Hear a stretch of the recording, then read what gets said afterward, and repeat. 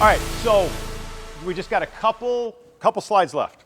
And this is where I want to go to my pastoral staff. I want you to listen up on this because this is going to be a decision. After we do this training, we'll just call it your security team, the people we talked about, facilities and pastor and Amanda, are going to go back and debrief it and talk about, all right, what do we do next? One of the next things is how you're going to handle people on your campus. Because you want to think about this now and not when it's happening. So, have you ever had someone here on the campus that has worn out their welcome? We'll call it that. I hear some laughing, right? All right, so what do you do with that person? What do you do with that person? Because here's where it gets tricky. This person, and that we're laughing about, and I'm laughing inside too because I got a million of them every day, they're still a child of God. And we want to, I mean, if they're here, people come to churches because something's going on, right? Whether it's behavioral health or it's personal or whatever, and I want that, quite frankly. But that means you guys got to be a little bit more on point because you're going to receive some of that stuff. So what do we do with that person? Let's just do the urban camper that's like, nah, I don't think I want to leave. I like it here, and I know you guys have AC, and I take a shower in the sink usually, and then I also, I like to hang out in the back because there's food back there, whatever. Okay? What do we do with that person? How about if they're not being disruptive, pretty respectful? I'm having this right now, actually. The last 2 weeks, we've had two homeless people. It started with one. They were there beforehand, and the first thing we do is we go out and say, hey, what can we do for you? You want a bottle of water? You want a Snicker bar? Would you like to come in and hear the ministry? Because that's ideally what we want. And they were both super respectful. Yes, they came in. One had their dog with them, and we made the decision to allow the dog to come in with it. It was a little lap dog. He had it in a little bag, so to speak. Comes in, super respectful, sits in the row with his friend. We're great. And they've been there the last 2 weeks. I hope they come every week, quite frankly. Okay, so that's best case scenario. Let's say this person starts being disruptive. Now what? We typically have them meet with Jason, who is our armed security. So they come in and sit down. But he's not in uniform like a police officer, so it's a little less, Pastoral staff, listen up, because this is something this whole group should know. We have person comes into the sanctuary and they start being disruptive in some way, shape, or form. What do you want to do with that person? How do you want them contacted? Where does it start? Between, obviously now that Amanda's in this role and position, it would be Amanda, and then she'll go and talk to Jason. In the past, when it's happened, we've had usually one of the pastors, that's Randy, myself, or Andre, will go in, exactly what you just said.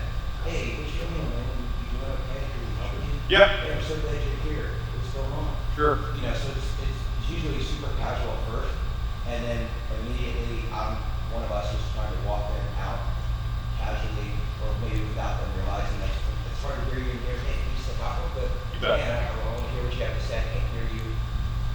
Yeah. Do you guys have a separate room? We have a separate room that has the sermon playing on a video screen, and we have in some cases said, hey, if you want to hear the message, we've got some waters in a separate room. You want to sit in here? Okay, all right. That's just something that we have and some other churches also have. Okay, let's use your example where they're being disruptive. We've asked them to kind of calm down, or we do have a obligation to the rest of the congregation, right? And there's going to be kids in there and all that sort of thing. So, all right. So how are we going to get this person out of the sanctuary? Hopefully they walk with you. So this is a real life scenario. Yeah, please do. I was upset. Hey, you know what? Can we get him the microphone? Because I'd like to hear this. This is a good point. And I'm going to have this on video for any of your staff to read. And I'd like to. Do you mind speaking to the microphone? Oh no! Wait. Are you never going to leave it? Are you never going to give it back? Okay, you're that guy. Okay, this is why you're pastor, which is great.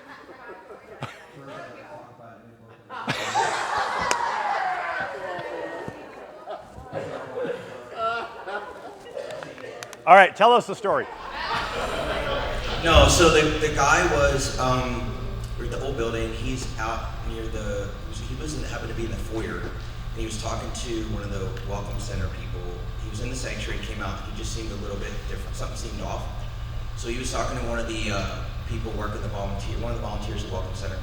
It seemed weird, so I just walked around the back, pretend like I was getting something, listened to what he was saying, and he was agitated about Pastor Travis, what he was saying in his message, why is this church not doing this or that. I just walked around the back, there was still some distance. I said, hey man, how you doing? My name's Todd, I'm one of the pastors here. What's your name?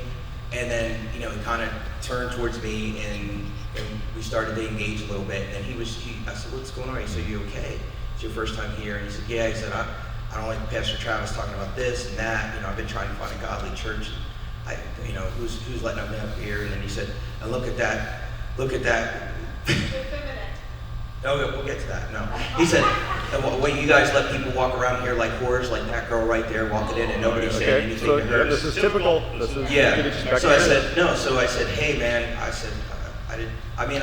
I'm a little sarcastic too, so there's a downside to me. So I said, oh man, I said, do you know her? And so that's not what I thought you were just going to say, and I was laughing inside, and then, okay, so I'm glad you cleaned it up. Thank you. Do you know her? He said, no, I don't know her. And he was aggressive. You could tell his stance shifted. He got a little closer to me. I took a step back. Yep. And then I was looking for Jason. And he was like, listen, I don't like this, I don't like that. I said, hey, we're just so glad that you came, but there's a lot of churches in the area. I said, it's a little noisy because we're in the foyer in the old building. I said, it's hard to hear you. Could we just step outside for a second? Because I knew the cops were in the parking lot. Jason just happened to step away, and at this point the volunteer was going. I saw her walk away and go to figured she was going to get him. And then, he was going back and forth. He goes, I know what you, and I was real calm, real nice, encouraging, we talk about church. And like you said, it happened pretty quick, but he's like, I know what you're trying to do. You and your effeminate voice and your effeminate shirt you're wearing. So Pastor Andre loves that part. I said, well, we all get to choose the shirt. You don't have to wear it, but let's just step outside. And so at this point, he goes, all right, fine. So we walk out. If you remember we walk out the side door. And then at that point, Andre's rolling up. The cop, Officer Parker was here. Jason was security. And anytime, we've had a number of those, I would say for me, between last building and this building. Anytime it's happened, we try to keep it calm, try to move them away from whatever's happening. And then as soon as Jason or them show up, they kind of take over from there. And then I will exit if that's the case, if it's escalated. Or it's just something with Jason. We had a guy a couple months ago where he was in the foyer. He didn't want to leave, and we're like, hey, basically you're going to have to leave. You can't stay here. It was one of those scenarios. Yep. I'm going to give you 2 minutes to kind of gather your things. But here's the thing. At some point, you're going to have to leave, so I'm going to give you 2 minutes, and then the police will come over and they'll help you. Doesn't need to be a big deal, man, but you're not going to be able to stay here. And then he did move. And Jason and I once he saw police, did that change his? Yes. Yeah. Well, once he saw them, but once I brought up, I'm like, after the 2 minutes, if you're not willing to go, because it was him and his dog, I said, then they're going to come over and help you, escort you out and walk you out. So you did, this is a great example. You did essentially everything right, just organically, right? You were using de-escalation techniques, right? And you're trying to move them away from the crowd. You notice the pre-attack indicators, like, okay, this is changing complexion a little bit, right? Hey, no, that lady's a whore, whatever, that sort of thing. You picked up all that, offered them services. That's what we like to say. Hey, what are the things that we can do for you? All the things you did correctly. Where this is an important piece to this, and that's why I put trespassing law as a final bullet point. And again, pastoral staff, listen up. So at the point that we'll use our guy, if he says, nope, I'm not leaving. Could that happen? Yeah, it sure could. So what we need before you say, hey, Phoenix PD, come over and take care of this, the pastoral staff or the security team or responsible party or whoever needs to make a decision before you call us. Call us over, call us, do anything. And that decision needs to be, what am I willing to do? What are we, the church, willing to do here? And Here's why. I feel like we're running into this is a cop story. We're running into this more now, where, and especially with churches and in church world, and I'm part of that, so I get it. Is, hey, this guy's saying no, he can't be here. We recognize that he's getting aggressive, so we want Phoenix PD to come over and do something about it, but we might not be happy with the eventual outcome. So what I mean by that is that doesn't mean Phoenix PD has a blank slate to treat this person unfairly. And we don't, quite frankly. I mean, that's never happened, but very, very rare, okay? So especially in a church with it's just not going to happen likely. But you need to be, as a pastoral staff, need to be in a position where, okay, I'm calling a guy with a uniform and a gun to come solve this problem. All right? I'm not solving it. I don't feel comfortable solving it anymore. I'm going to have the next layer come solve it. Then we need to have that commitment of this person's been given a reasonable request to leave. That can be by you or us, where we said, hey man, avenue of escape, you're welcome. You don't have to leave, but you can't stay here type of thing, right? And if you don't, then I'm going to have to do something about it. So let's give them all the options. And then if they say no, then we're going to have to let the police do their thing, which is probably put them in handcuffs, right? And there's going to be a bunch of people around and all of that stuff that goes with it. So that's the decision. This is private property. You dictate who's here and who's not and who you're going to allow to be here and be part of the service. So just bear that in mind of you can probably handle 98.8% of all this. If you're going to have PD do something, just make sure that you've made that decision. Okay, enough's enough. Does that sound fair? That keeps everybody in their kind of clear lines. It'll help your police partners a tremendous amount, because what you don't want, and has happened before, is we want this guy gone, and then it's, there's the polyester pileup, and at the end of it, it's like, well, I don't want him arrested. Oof. Oh, okay. Then what is that you did want, right? So just think about that as a staff. You guys decide kind of where your thresholds are on what you're going to do. How about, I want to talk a little bit about weapons, and I'm not talking about bad guy, active shooter. I'm talking about somebody who carries a concealed weapon and attends your service. Do you have anybody that does that? Let me just tell you, yes, you do, okay? Probably the bulk of your congregation is running hot, all right? So if they're doing a good job, and most of these people are very law-abiding citizens that want to do the right thing, and they're not trying to draw attention or anything else, and you would never know. That's why they call it concealed carry, okay? But let's just say somebody sees, right, they bend over and they see the gun, or, God forbid, the gun falls out of their holster. Yes, that has happened before, and then they're trying to put it back. You can imagine what kind of tension that gets people. But so what do we do about that?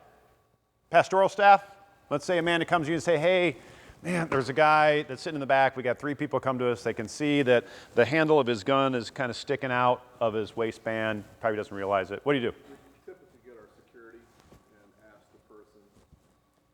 Jason did ask him to, take a weapon back to his vehicle. Sure. So, concealed carry is concealed because we don't know about it. But if we're showing, we're going to ask them to take it. That's exactly right. You are, again, just like the trespassing piece, if you don't want people carrying a gun on this campus, you can post it, or you can just ask them, say, hey, you know what, discreetly, would you mind putting that in the car for us? We're just for us, for our, it makes everybody feel better. Most of the time, they're going to be like, hey, yeah, no problem. Sorry about that, and apologize. So staying calm is probably the biggest thing.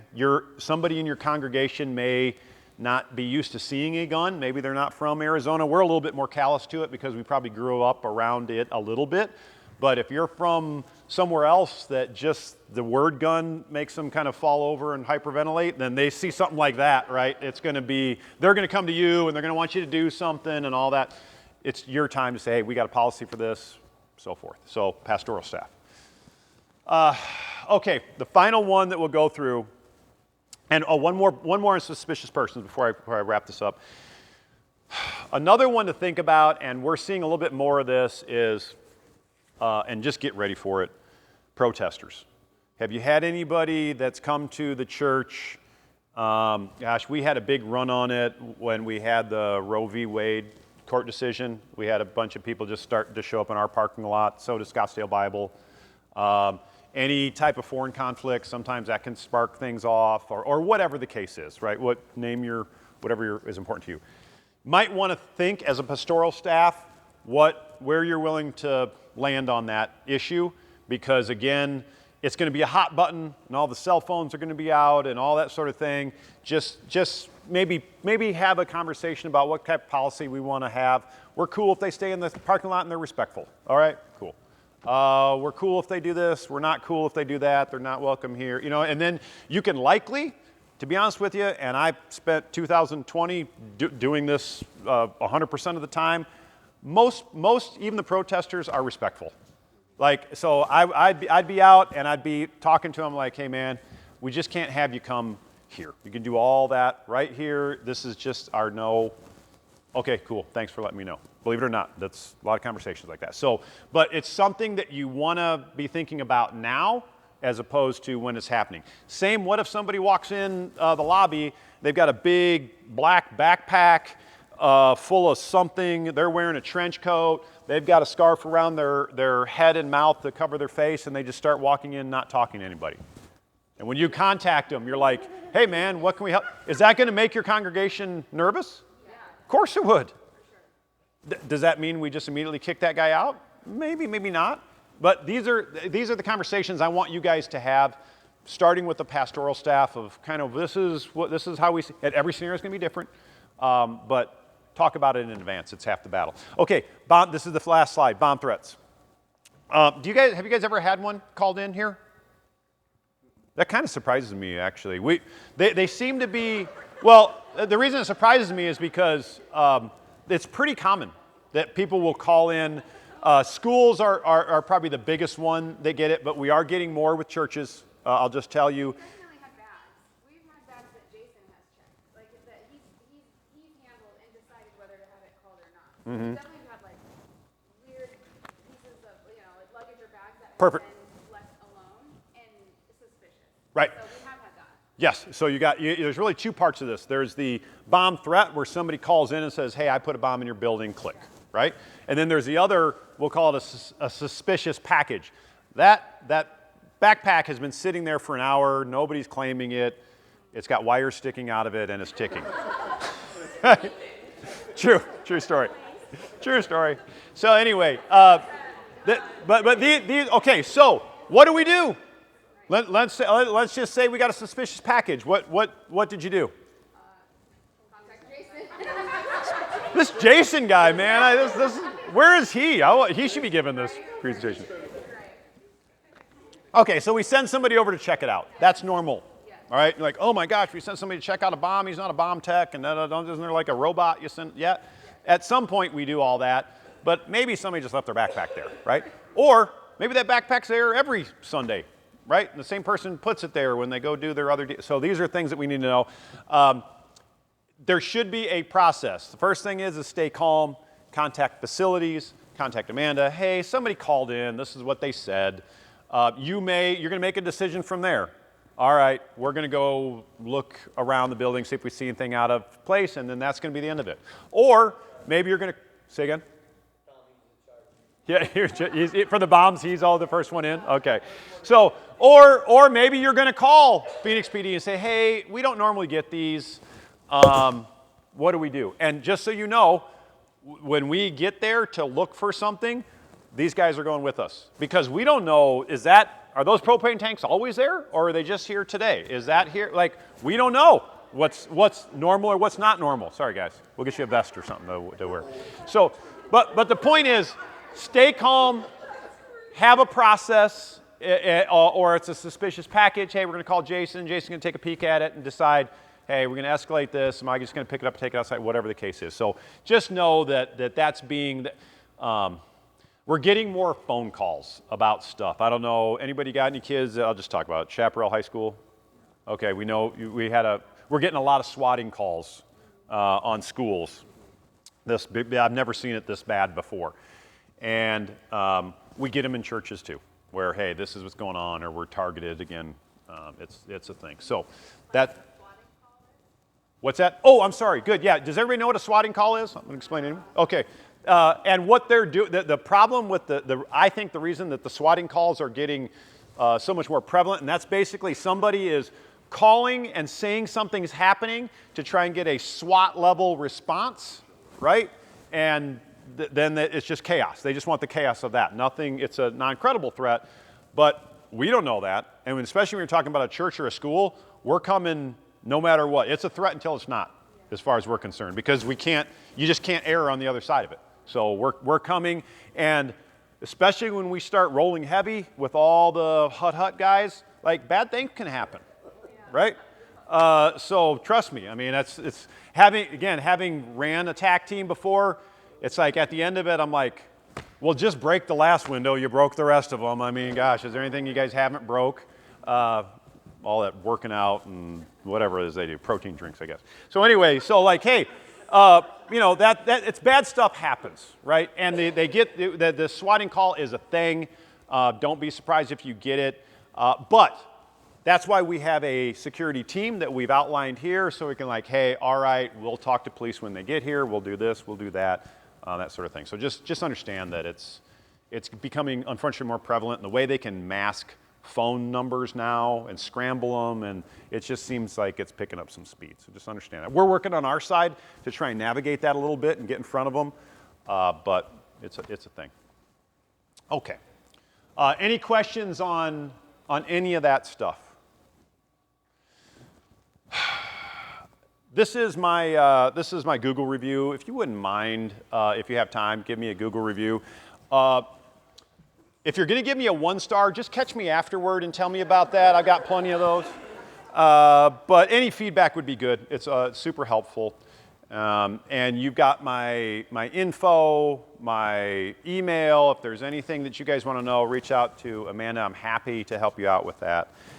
Do we have any questions? I know we covered a lot of ground. It's like drinking from a fire hose, but questions? Yes, sir. Yeah, this is super random, but how much of like our property is private property? I know you said like All of it. but like what about like the parking lot? That you said, like, Yeah. Yeah, no, this is a great question because it's unique here because you have other tenants besides just you as part of this building, right? So it's all private property. Yep, and so you would be considered the responsible party. So let's say, for example, you have this guy who you asked to leave. Hey, dude, you can't stay here. All right, I'm just going to stand over here in front of the nail salon and not move. And nope, that's all part of the property. And you have an agreement with your landlord, whoever owns this. Hey, man, we need to kick somebody off. We can't just move them 10 feet. They need to be. Now, can they go out to the sidewalk?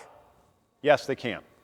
But now if we're talking about somebody that's being that difficult, now we're talking about Scottsdale PD of like, hey, man, we've asked this guy to leave. And Scottsdale PD, we can't technically kick them off the sidewalk either, but we can start making it uncomfortable for them, right? We'll just hang out there and be like, hey, man, I get paid by the hour. I'll stay here all day. So anyway, that's a very, very good question. So something to think about. just so everybody knows, Jason does this a whole bunch. We trespass a fair amount of people. Jason has great discernment on when to escalate and when to chill. So if you ever have that problem, Jason, your answer is that. It's gonna make a good decision. Yeah, that's great. Excellent.